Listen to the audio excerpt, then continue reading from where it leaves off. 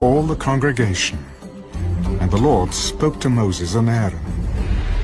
Separate yourselves from among this congregation, that I may consume them in a moment. Then they fell on their faces and said, O God, the God of the spirits of all flesh, shall one man sin, and you be angry with all the congregation? So the Lord spoke to Moses. Speak to the congregation, saying, Get away from the tents of Korah, Dathan, and Abiram. Then Moses rose and went to Dathan and Abiram, and the elders of Israel followed him. And he spoke to the congregation. Depart now from the tents of these wicked men. Touch nothing of theirs, lest you be consumed in all their sins. So they got away from around the tents of Korah, Dathan, and Abiram, and Dathan and Abiram came out and stood at the door of their tents, with their wives, their sons, and their little children. And Moses said, By this you shall know that the Lord has sent me to do all these works. For I have not done them of my own will.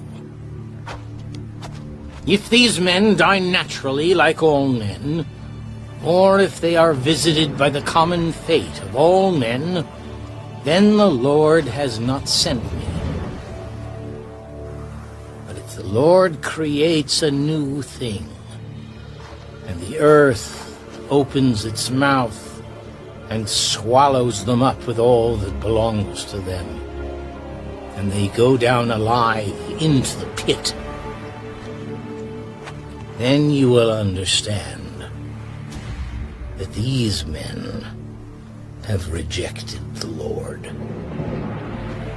Now it came to pass, as he finished speaking all these words, that the ground split apart under them, and the earth opened its mouth and swallowed them up, with their households and all the men with Korah, with all their goods. So they and all those with them went down alive into the pit. The earth closed over them, and they perished from among the assembly. Then all Israel who were around them fled at their cry, for they said, Lest the earth swallow us up also! And a fire came out from the Lord and consumed the 250 men who were offering incense. Then the Lord spoke to Moses.